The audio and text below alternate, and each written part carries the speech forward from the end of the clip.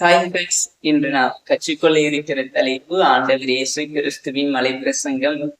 மத்தேயு 5ஆம் அதிகாரம் 3வது வசனம்.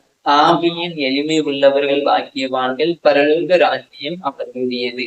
ஆவியின் எளிமை உள்ள மனிதர்கள் 3 விதமான நன்மையான காரியங்களை பெறுகிறார்கள். முதலாவது, ஆவியின் எளிமை உள்ளவர்கள் பரலோக ராஜ்யத்தை ஆளுகை செய்கிறார்கள்.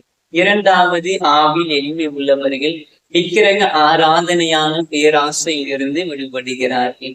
மூன்றாவது, ஆவியில் எளிமை உள்ளவர்களுடைய ஜெபம் விண்ணப்பத்திற்கு ஆண்டவர் பதில் கொடுக்கிறார். லூக்கா 18ஆம் அதிகாரத்துல 2 மனிதர்கள் ஜெபிக்கிறாங்க. பரிசேயன், ஆயக்காரன். பரிசேயன் பெருமையாக ஜெபிக்கிறான், பதில் கிடைக்கவில்லை. ஆயக்காரரோ தாழ்மையாக ஜெபிக்கிறார், ஆண்டவர் பதில் கொடுக்கிறவராக இருக்கிறார். பிரியமானவர்களே, நாமும் தாழ்மையான ஒரு வாழ்க்கை வாழ்வோம். நாம் பயணித்துக் கொண்டிருக்கிற இந்த யாத்திரை பயணத்தில் எல்லா காலகட்டத்திலும் தாழ்மையாக இருப்போம். ஆண்டவர் அருள் நன்கொடைகளை நாம் பெறுவோம். ஆண்டவருடைய ஆசி உங்களோடு கூட தங்கியிருப்பதாக. ஆமென்.